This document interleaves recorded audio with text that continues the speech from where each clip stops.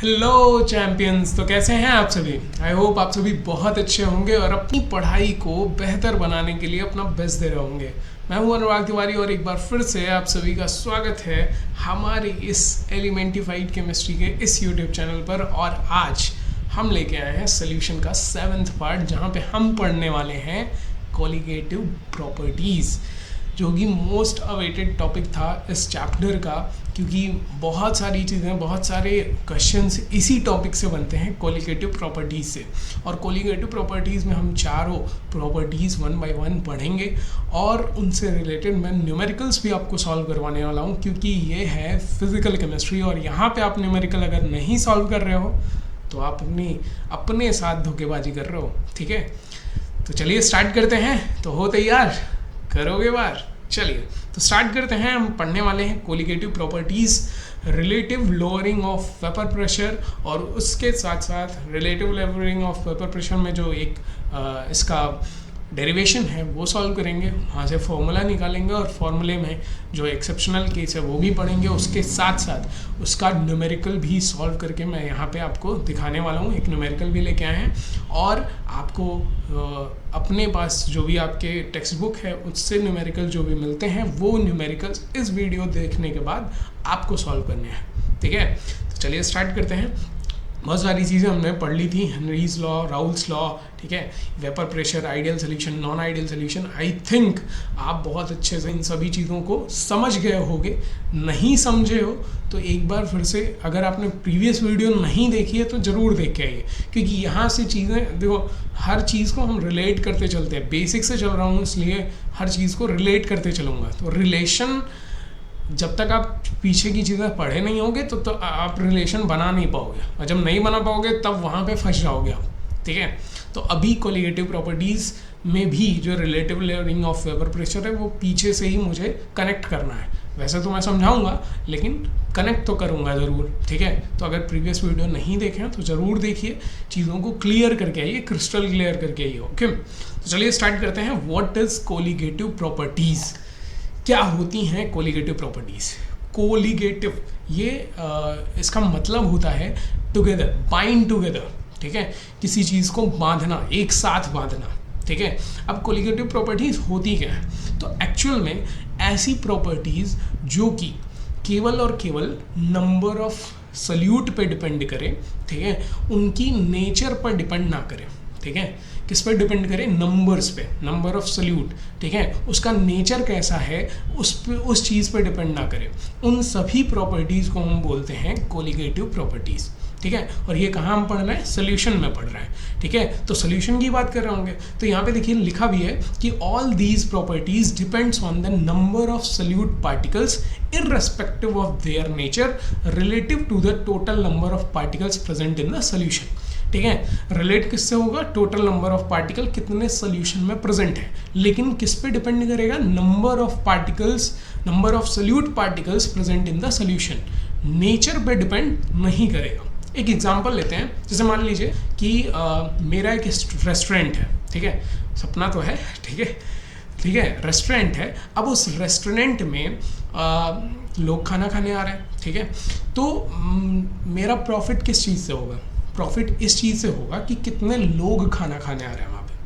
इस चीज़ से हमें कोई मतलब ही नहीं होगा, या होना चाहिए, या किसी का भी अगर रेस्टोरेंट है तो उस चीज़ से मतलब ही नहीं होना चाहिए कि वहाँ पे पतला कोई आ रहा है, मोटा आ रहा है, लेडीज़ आ रही हैं, जेंट्स आ रहे हैं, क्या आ रहे हैं, बच्चे आ रहे हैं। इस चीज़ से मतलब नहीं है। मतलब किससे? ओनली वन थिंग, कि उनका प्रॉफिट हो रहा है कि नहीं हो रहा है। नंबर ऑफ पीपल्स आ रहे हैं, नंबर ऑफ पीपल्स खाना खा रहे हैं, तो जितने ज़्यादा नंबर ऑफ पीपल्स वहाँ पे विज़िट करेंगे, खाना खाएंगे, उतना ज़्यादा उस रेस्टोरेंट का प्रॉफिट होगा। ठीक है, इस चीज़ से कोई मतलब नहीं है कि वहाँ पे कौन मोटा आ रहा है, कोई पतला आ रहा है, कोई लंगड़ा आ रहा है, कुछ भी, किसी भी तरह का कोई भी पर्सन आ रहा है, उसके पर्सन के नेचर पे डिपेंडेंसी नहीं है।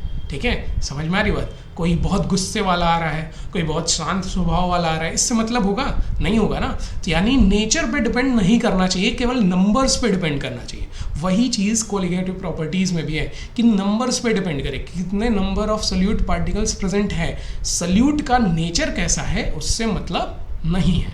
ठीक है, तो वही चीज़ें यहाँ पे दी हुई हैं। क्या दी हुई हैं देख लीजिए, अभी मैंने पढ़ के दिखाया, ठीक है। All these particles, all these properties depends on the nature of solute particles, ठीक है। Solute particles irrespective of their nature relative to the total number of particles present in the solution. Such properties are called colligative properties. और इन्हीं properties को हम क्या कहते हैं, colligative properties हम कहते हैं। समझ में आया? colligative properties समझ गए। अब आते हैं colligative properties कितनी है। तो 4 तरह की colligative properties को हमें यहाँ पे पढ़ना है, इस चैप्टर में पढ़ना है, ठीक है। कौन कौन सी हैं प्रॉपर्टीज, colligative properties? तो 4, पहला है relative lowering, ठीक है। पहला है relative lowering of vapor pressure। इसके बारे में पिछली वीडियो में मैंने बताया, रिलेटिव लोअरिंग कैसे होती है वेपर प्रेशर में, राउल्स लॉ से, ठीक है। नहीं समझे तो अभी यहाँ पे भी समझाने वाला हूँ, क्योंकि भाई रिलेट करना तो ये टॉपिक तो है, तो पढ़ाना तो पड़ेगा ही, ठीक है। उसके साथ साथ elevation in boiling point, elevation increase boiling point पे कैसे होता है हम पढ़ेंगे, ठीक है। फिर डिप्रेशन इन फ्रीजिंग पॉइंट, कमी, फ्रीजिंग पॉइंट में कमी कितनी है, किस वजह से आती है, कैसे आती है, सल्यूट के प्रेजेंस की वजह से आती है। नंबर ऑफ, जितने ज़्यादा सल्यूट डालोगे उतना ज़्यादा फ्रीजिंग पॉइंट क्या होगा, डिक्रीज होगा किसी सोल्यूशन का। कैसे होता है वो हम पढ़ेंगे, ठीक है। फिर ऑस्मोसिस पढ़ना है और इसमें ऑस्मोटिक प्रेशर पढ़ना, ठीक है। ऑस्मोटिक प्रेशर में भी आपको ये चीज़ें बताएंगे कैसे osmotic pressure number of particles पे, नंबर ऑफ सल्यूट पार्टिकल्स पे डिपेंड करता है, ठीक है। तो ये 4 तरह की कोलिगेटिव प्रॉपर्टीज हमें इस चैप्टर में पढ़नी है, जिसमें से पहला हम यहीं पे पढ़ने वाले हैं, that is relative lowering of vapour pressure, ठीक है। तो चलिए स्टार्ट करते हैं, देखते हैं relative lowering of vapour pressure क्या है। Relative lowering of vapour pressure मैं एक एग्जांपल से समझाता हूँ। पहले जो लाइन लिखी हुई है वो पढ़ लेते हैं। Lowering of vapour pressure depends on the solute particles, ठीक है।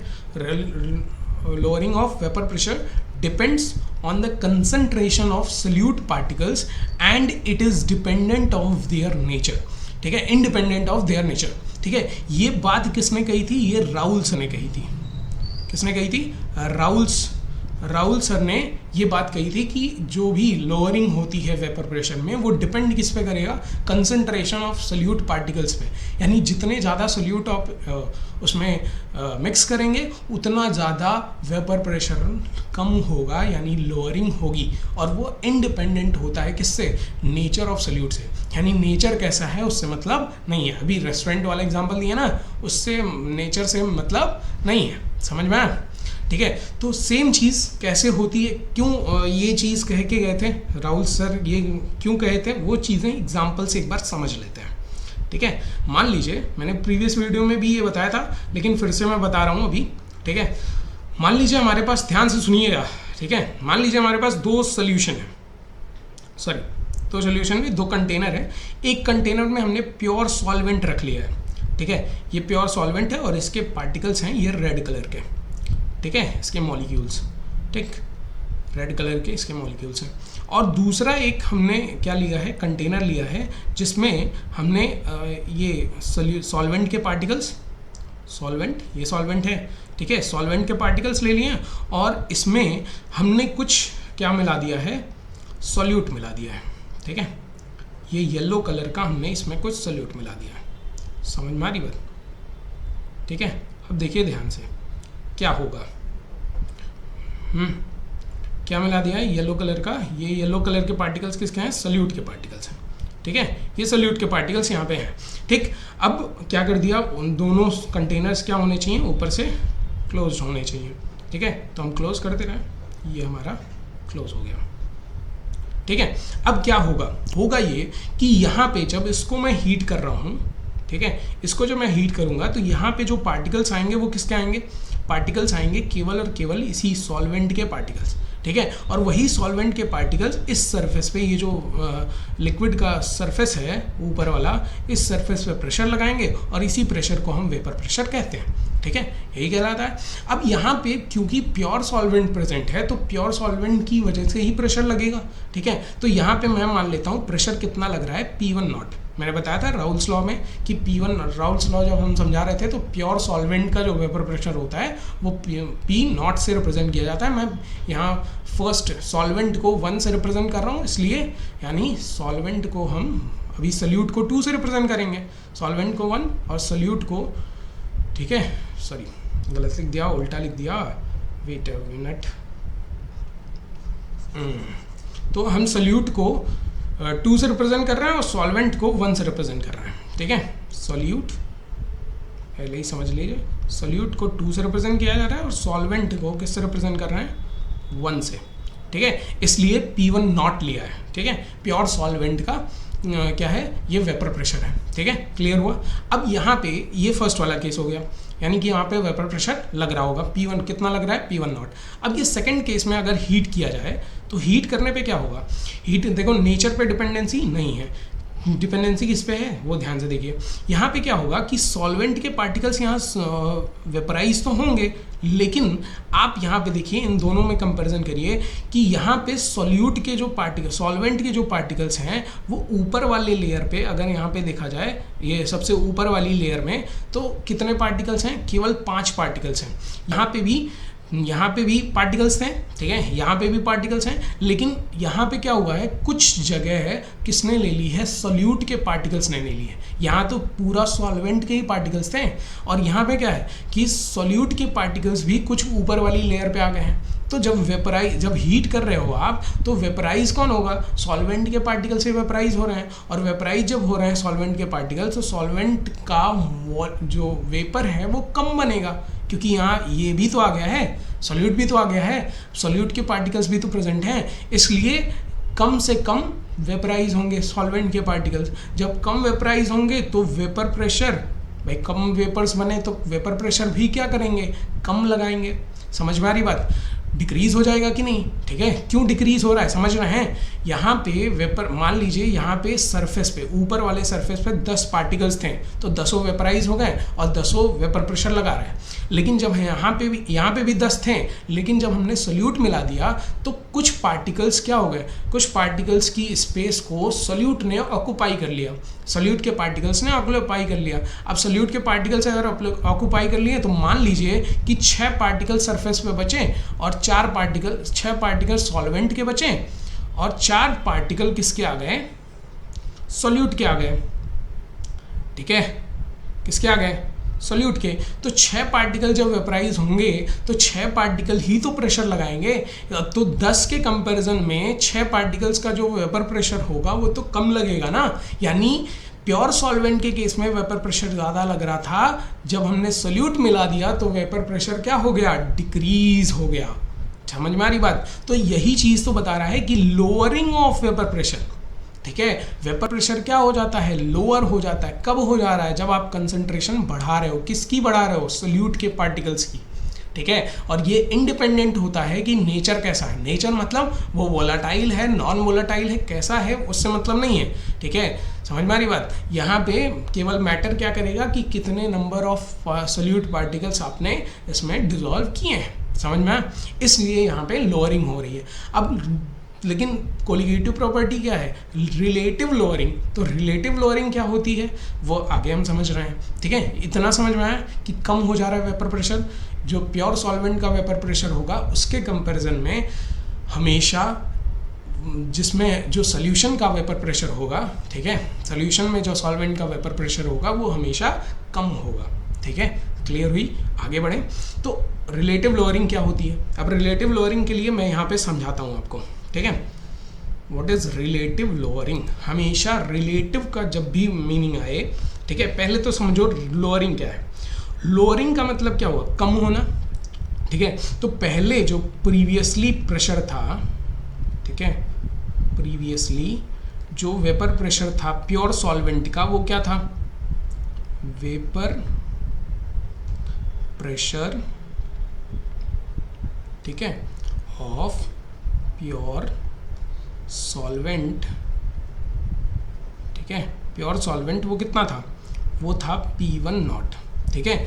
जब हमने सॉल्यूट मिला दिया तो वेपर प्रेशर ऑफ सॉल्यूशन क्या बन गया, ठीक है, वेपर प्रेशर अब कितना हो गया, अब हो गया P, मान लीजिए कि यहाँ पे लेट कर लिया मैंने कि यहाँ पे जो वेपर प्रेशर है वो कितना हो गया है, वो हो गया है P यहाँ पे, ठीक है, समझ में आ रही बात। यहाँ पे P वेपर प्रेशर लग रहा है, यहाँ पे P1 नॉट था, यहाँ पे P हो गया, समझ में आ रही बात, ठीक है। तो यहाँ पे जो अगर P वेपर प्रेशर लग रहा है, ठीक है, ये P वेपर प्रेशर, तो लोअरिंग का मतलब कम कितना हुआ, तो लोअरिंग हो जाएगा, lowering of vapour pressure is equal to, मान लो इसको लोअरिंग को हम डेल्टा P से रिप्रेजेंट कर रहे हैं, डेल्टा P1 से रिप्रेजेंट कर रहे हैं, तो delta P1 is equal to क्या हो जाएगा, P1 नॉट, ये ज़्यादा था, ठीक है, अब कम हो गया, कितना हो गया P1, तो ये डेल्टा P1 नॉट क्या निकालेगा, लोअरिंग, कितना कम हुआ है, समझ में आ रही बात, ठीक है। और यहीं अगर हम लगा दें राउल्स लॉ, ठीक है, यहीं क्या लगा दें, राउल्स लॉ लगा दें, राउल्स लॉ सब लोग जानते हैं, ठीक है। अगर यहीं राउल्स लॉ लगा दिया जाए तो राउल्स लॉ क्या कहता है, राउल्स लॉ कहता है कि जो भी सोल्यूशन है, ठीक है, यानी P1 is directly proportional to कितना, उसका जो मोल फ्रैक्शन है इसके इक्वल होगा, ठीक है। और जितना सोल्यूट किसी कंपोनेंट की वजह से जितना वेपर प्रेशर लग रहा है वो डायरेक्टली प्रोपोर्शनल होगा उसके मोल फ्रैक्शन के, तो P1 इज इक्वल टू यहाँ से क्या आता है, P1 नॉट इंटू x1, यही तो आता है, यानी Chi1, इसको Chi1 भी कहते हैं, ठीक है, Chi1, ये कहाँ से आया है, ये आया है आपका राउल्स लॉ से, ठीक है। तो यहाँ पे P1 की जगह अगर यही इक्वेशन हम रख दें तो ये वैल्यू क्या आ जाएगी, delta P1 is equal to आ जाएगा P1 not minus P1 not into Chi1 आ जाएगा।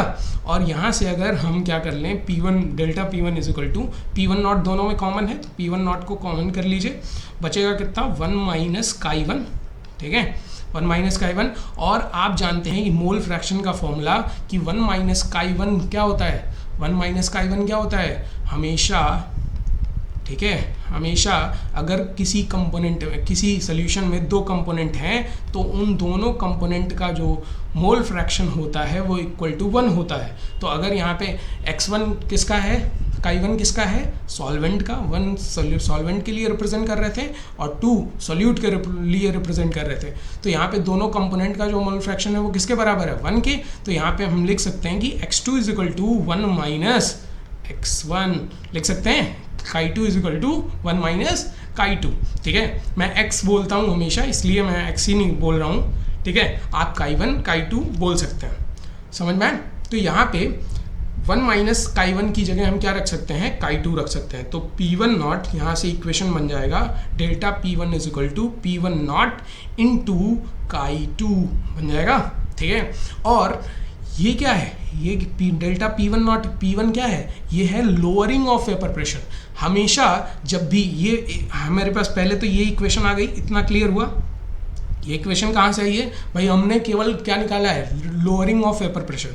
और लोअरिंग ऑफ वेपर प्रेशर क्यों निकाले हैं, कैसे निकाले हैं, डेल्टा P1 को लोअरिंग ऑफ वेपर प्रेशर रख दिए हैं और जो पहले प्रेशर था वेपर सॉल्वेंट का उससे माइनस कर दी, उसमें से माइनस कर दिए हैं जो अब वेपर प्रेशर उसका आया है सॉल्वेंट का, ठीक है। और जब माइनस करके राउल्स लॉ लगाया तो ये इक्वेशन हमारे पास P1 डेल्टा P1 यानी lowering of vapour pressure is equal to आ गया है P1 नॉट इंटू Chi2, ठीक है। अब रिलेटिव लोअरिंग क्या होती है, देखो रिलेटिव लोअरिंग का सीधा मतलब होता है रिलेटिव लोअरिंग, ठीक है। रिलेटिव लोअरिंग का मतलब होता है कि जितना कमी आई है वो, ठीक है, और अपॉन क्या, अपॉन जो प्रीवियस वैल्यू थी उसकी वो, ठीक है। यानी डेल्टा P1 जो कमी आई है lowering in vapour pressure upon अगर प्रीवियस जितना था, प्रीवियस कितना था वेपर प्रेशर P1 नॉट, तो प्रीवियस से हम क्या करते हैं अगर डिवाइड कर दें तो यही होता है relative lowering of vapour pressure, ठीक है। यही क्या है, relative lowering of vapour pressure. तो अगर मैं इसको फर्स्ट इक्वेशन मान लूँ, तो यहाँ पे इस फर्स्ट इक्वेशन में हम क्या कर दें, P1 नॉट से अगर डिवाइड कर दें, भाई हमें क्या निकालना है, हमें तो रिलेटिव लोअरिंग निकालनी है। तो हमारे पास इस साइड में लेफ्ट हैंड साइड में P1 है, डेल्टा P1 है, अगर इस डेल्टा P1 को P1 नॉट से डिवाइड कर दिया जाए तो यहाँ रिलेटिव लोअरिंग तो आ जाएगी कि नहीं, ठीक है। तो फ्रॉम, मैं लिख रहा हूँ फ्रॉम फर्स्ट इक्वेशन ठीक है, हमने क्या किया, इस इक्वेशन को डिवाइड कर दिया, किससे डिवाइड किए हैं, P1 नॉट से, तो डेल्टा, ठीक है, यहाँ दूसरा कलर यूज़ कर लें, वेट अ मिनट,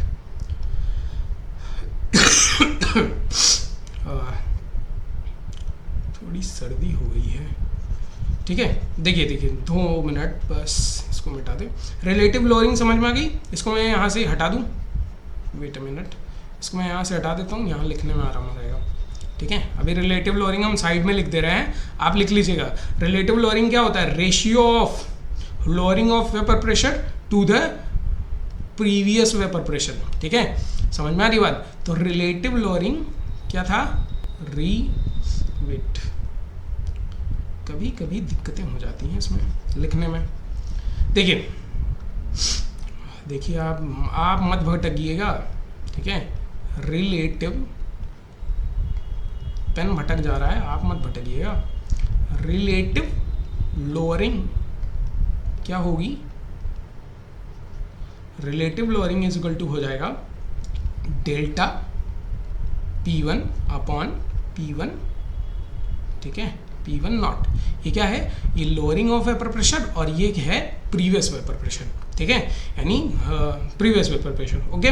तो यहाँ पे अब क्या करना है हमें, फ्रॉम इसी को हम डिवाइड कर दें, डिवाइडिंग, ठीक है, डिवाइडिंग फर्स्ट इक्वेशन बाय, किससे डिवाइड करना है, हमें डिवाइड करना है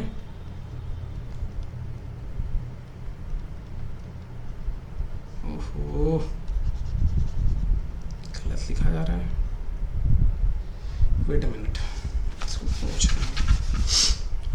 पता नहीं क्या हुआ है इसमें, हाँ, dividing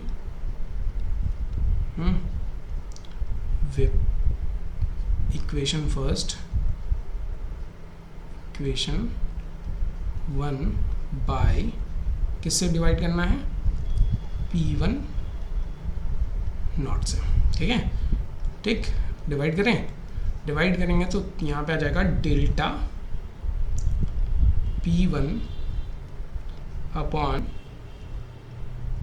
P1 naught is equal to, यहाँ पे P1 नॉट पहले से प्रेजेंट है तो P1 नॉट से P1 नॉट कट जाएगा, यहाँ पे बच जाएगा क्या, Chi2, यानी कि, और ये क्या है, ये वाला delta P1 upon P1 not क्या है, यही है relative lowering of vapour pressure. और relative lowering of vapour pressure किसके इक्वल है, Chi2, यानी मोल फ्रैक्शन ऑफ सल्यूट के, किसके इक्वल है, मोल फ्रैक्शन ऑफ सल्यूट के। तो यही चीज़ तो आपने प्रीवियस स्लाइड में देखी है कि राउल सर ने क्या कहा था कि lowering of vapour pressure depends on the concentration of solute particle के कंसंट्रेशन पे डिपेंड कर रहा है। और वही इक्वेशन यहाँ पे आ गई है हमारे पास लास्ट में कि delta P1 naught upon delta P1 upon P1 naught is equal to mole fraction किसका, 2 से किसको रिप्रेजेंट कर रहे थे, सल्यूट को, तो मोल फ्रैक्शन ऑफ सल्यूट आया है, समझ में आ रही बात। तो यही इक्वेशन हमारे लिए यहाँ पे क्या हो जाता है, इंपॉर्टेंट हो जाता है। और इसी इक्वेशन का यूज करके हम क्या करेंगे, क्वेश्चंस को सॉल्व करेंगे, ठीक है। और इक्वेशन क्या है, डेल्टा P1, ठीक है, upon P1 naught is equal to Chi2, और Chi2 है मोल फ्रैक्शन।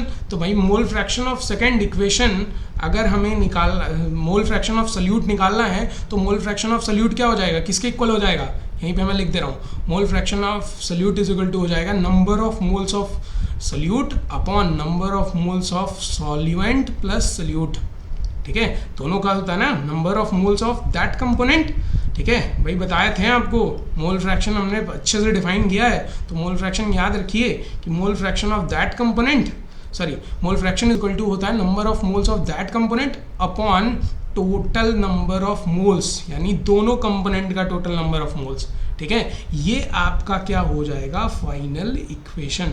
और इसी इक्वेशन का यूज करके हम क्या कर सकते हैं, किसी भी क्वेश्चन को सॉल्व कर सकते हैं। समझ में आया, क्लियर हुई, ठीक है। इस इक्वेशन का यूज़ करके हम किसी भी क्वेश्चन को सॉल्व कर सकते हैं। एक इसमें और केस आता है, अगर इसको आप लिख लीजिए तो मैं बताऊं, ठीक है, या फिर नेक्स्ट स्लाइड ऐड करके मैं बताता हूं, ठीक है। यहीं पे एक स्लाइड ऐड कर लेते हैं, रुकिए, वेट वेट,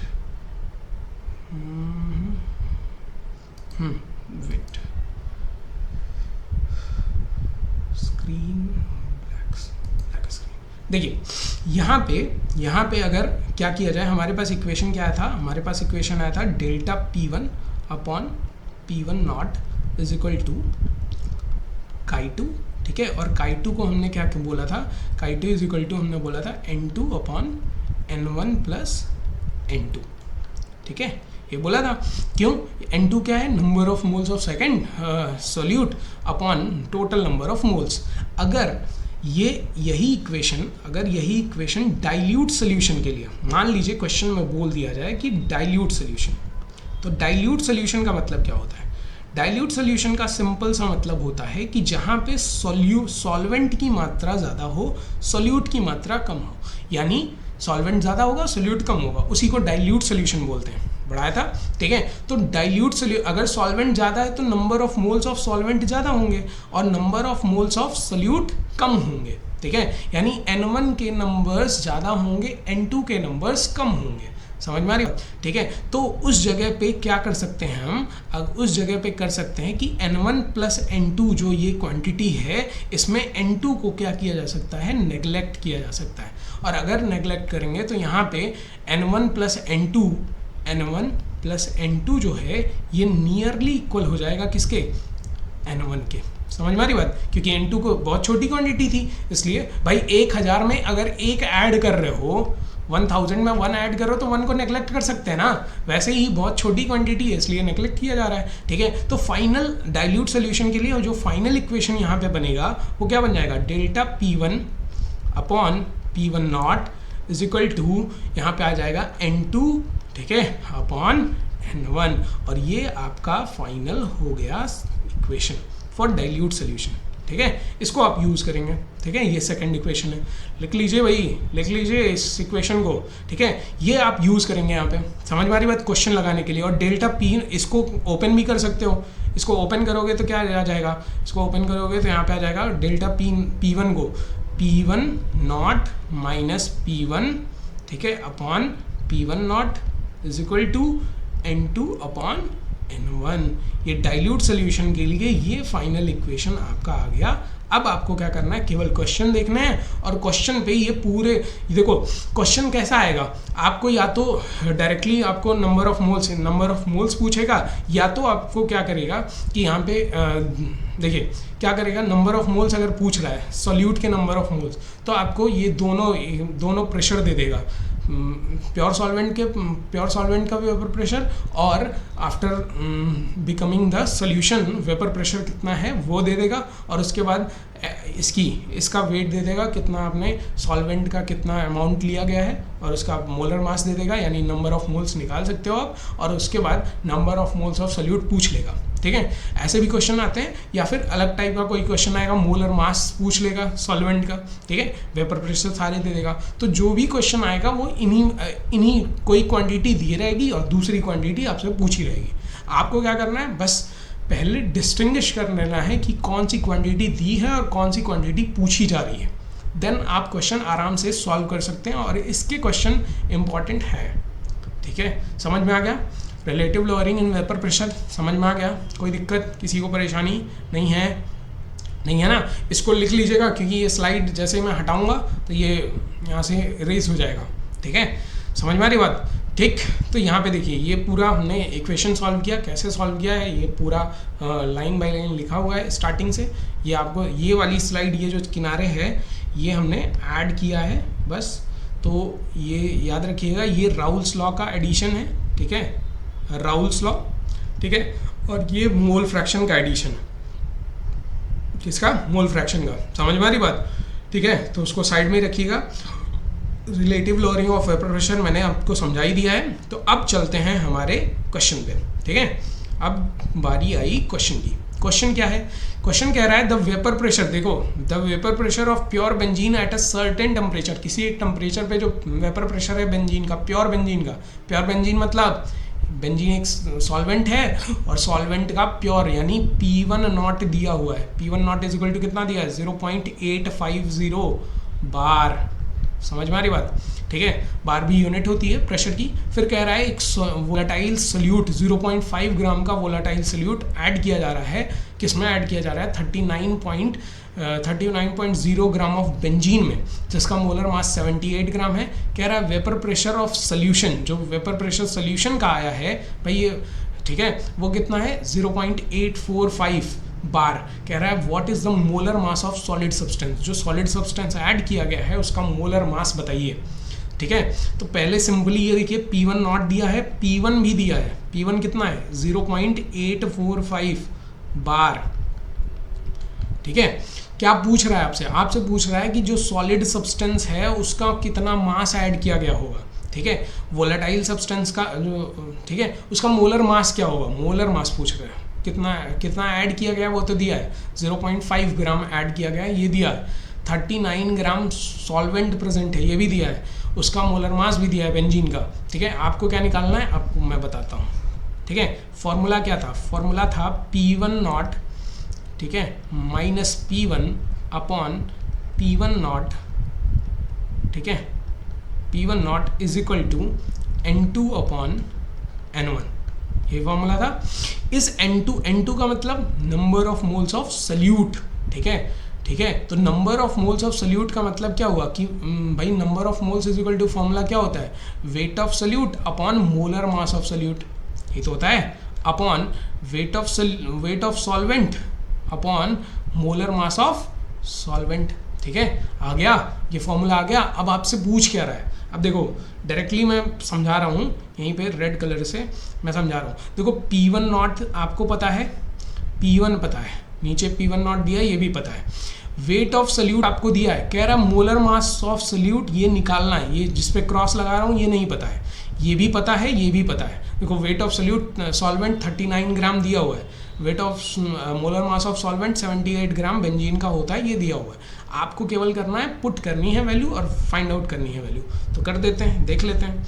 P1 नॉट कितना है 0.850, ठीक है, तो ये 850 को यहाँ से 0 पॉइंट रख देते हैं, 0.850 माइनस 0.845 अपॉन कितना आएगा 0.850 इज इक्वल टू, यहाँ पे वेट ऑफ सल्यूट आपको पता है कितना है 0.5 ग्राम अपॉन m निकालना है, मोलर मास ऑफ सल्यूट निकालना है। ये दिया है 39 ग्राम, ठीक है, दिया है, और ये दिया है 78 ग्राम दिया है, तो ये 2 से यहाँ पे कैंसिल आउट हो गया, ठीक है, कैंसिल आउट हुआ, ये 2 ऊपर चला जाएगा, इसमें मल्टीप्लाई होगा तो ये वैल्यू 1 आ जाएगी वैल्यू, ठीक है। 0.5 में ये नीचे है ना, तो ये पूरा यहाँ मल्टीप्लाई होगा और मल्टीप्लाई ऊपर होगा तो यहाँ पे 1 वैल्यू आ जाएगी, यानी यहाँ पे आया 0.850, ठीक है, अपॉन सॉरी इसको माइनस कर लेते हैं ना, क्या फ़ायदा है इसको लिखने बढ़ाने से, ठीक है, ये माइनस कर लीजिए, माइनस करेंगे कितना आएगा,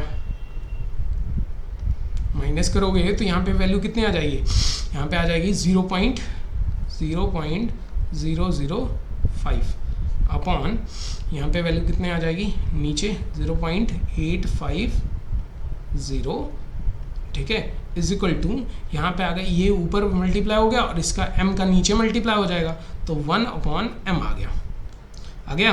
तो यहाँ से हम निकाल लेते हैं, इधर मैं लिख देता हूँ, ठीक है, इधर लिख देता हूँ, यहाँ से ये पॉइंट से पॉइंट कैंसिल आउट हो जाएगा, ठीक है, पॉइंट से पॉइंट गया, m का मल्टीप्लाई उधर क्रॉस मल्टीप्लाई कर लीजिए, तो m इज इक्वल टू कितना आ जाएगा, m इज इक्वल टू आ जाएगा 850, ठीक है, अपॉन 5 से इसको डिवाइड कर लीजिए, कितना आएगा, 5 से डिवाइड करने पे 5 से डिवाइड करेंगे 19 आएगा, आई थिंक 17 आएगा, 170, ठीक है, 170 ग्राम, यानी molar mass of that solid substance कितना है 170 ग्राम। समझ में आया, क्लियर हुई। तो ये चीज़ थी, देखो ऐसे ही क्वेश्चंस आएंगे, ऐसे ही क्वेश्चन आपको मिलेंगे, कुछ दिया रहेगा, कुछ कोई क्वांटिटी आपसे पूछ ली जाएगी। आपको फॉर्मूला याद रहना चाहिए और किस तरह से क्वेश्चन को सॉल्व करना है वो पता रहना चाहिए। कैसे सॉल्व करना है ये पता करने के लिए आपको प्रैक्टिस करनी पड़ेगी। तो टेक्स्ट बुक या कहीं भी किसी भी सोर्स से आपको क्वेश्चंस मिलते हैं तो पहले उसको सॉल्व करिए। नहीं आता है तो कमेंट बॉक्स में कमेंट करिए, बताइए कि कौन सा क्वेश्चन नहीं आ रहा है। मैं कोशिश करूँगा कि नेक्स्ट वीडियो में उन क्वेश्चंस को सॉल्व करवा दूँ आपको इस वीडियो में, ठीक है। और आपको हर एक टॉपिक को आपके कन्फ्यूजन्स को दूर कर सकूं, लेकिन उसके लिए आपको बताना तो पड़ेगा ना। तो कमेंट करिए, बताइए, चीज़ों को हम आपको डिलीवर करेंगे, अच्छे से डिलीवर करने की कोशिश करेंगे, ठीक है। बाकी कैसी लगी ये फर्स्ट कोलिगेटिव प्रॉपर्टी आपको कैसी लगी ये कमेंट करके ज़रूर बताइएगा। ओके, तो चलिए एक बात बस आपसे कहनी थी वो कह देता हूँ। Thank you so much. फिर मिलते हैं नेक्स्ट वीडियो में नेक्स्ट कोलिगेटिव प्रॉपर्टी के साथ और नेक्स्ट क्वेश्चन के साथ, ठीक है। बस आपको अपनी जिम्मेदारी निभानी है, मैं अपनी जिम्मेदारी निभा रहा हूँ, ठीक है। Thank you so much.